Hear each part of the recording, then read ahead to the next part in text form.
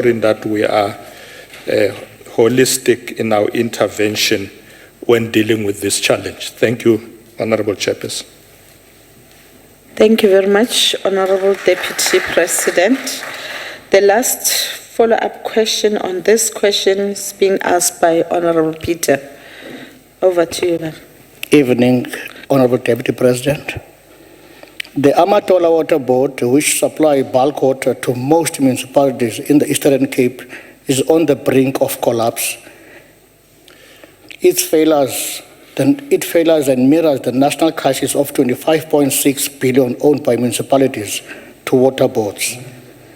When I raised this question on water collapse in Kwamakoma and Makhanda on the 29 May 2025, when you were last at this House, Honorable Deputy President, you took to push for urgent intervention through the relevant minister and your team in the presidency. May I therefore ask what concrete steps have been taken since to stabilize this issue and the Amatola Water Board in particular? Thank you. Over to you, Honorable Deputy President. Thank you very much, Chairperson. I have been to the Eastern Cape a number of times. In fact, the past week when I was there, in fact 2 weeks ago, I had a long discussion with the Premier about various challenges, not just water, including roads. Those who come from the Eastern Cape will know that there is a serious challenge of roads there. Although Central is busy with some of the provincial roads, which is a decision they agreed on with the province. But you are quite right, with water, it remains a big challenge.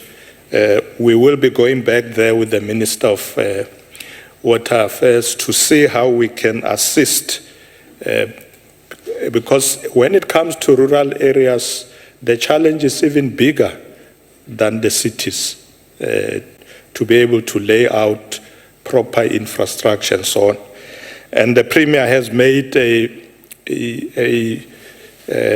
plea in his discussion with me that they do need assistance from national government. They are doing their best to intervene. So I have raised this matter with the relevant ministers, and we will be going back. We're going to try and assist them. Remember, constitutionally, water services, are located at municipalities, and that's what the challenge is. But we have now decided that let's see how we assist from national government through the intervention of the minister. We have pushed now for bulk water to reach all areas, but reticulation remains a challenge. I will follow up this matter again with the Premier, and we'll be able to give you a detailed report. Thank you, Chairperson. Thank you very much, Deputy President. We are now proceeding, honorable delegates, to question number 15 that has been asked by Honorable Mulukume to the Deputy President with regards to the recently released Stats SA report that spoke about the increased unemployment rate. Over to you, Deputy President. Thank you, Honorable Chairperson. Honorable Mulukume, the rate of unemployment in our country is indeed a concern to all of us. As such, government is currently implementing several collaborative initiatives, particularly to address youth unemployment by improving labor market function through skills training, work experience, entrepreneurship support, and also wage subsidies. Furthermore, government is utilizing labor-intensive programs like the Expanded Public Works Program, EPWP, also Public Employment Programs, PEPs, and Community Work Programs, CWP. This is to ensure that we provide temporary employment and income support, especially to unemployed young people in sectors like infrastructure, environment, and social services. To this end, Cabinet approved Phase 5 of the expanded Public Works Program. This was done in February last year, which aims to create 5 million work opportunities between April 2024 to March 2029, with an estimated budget projected to be 178 billion rand in that period of 5 years.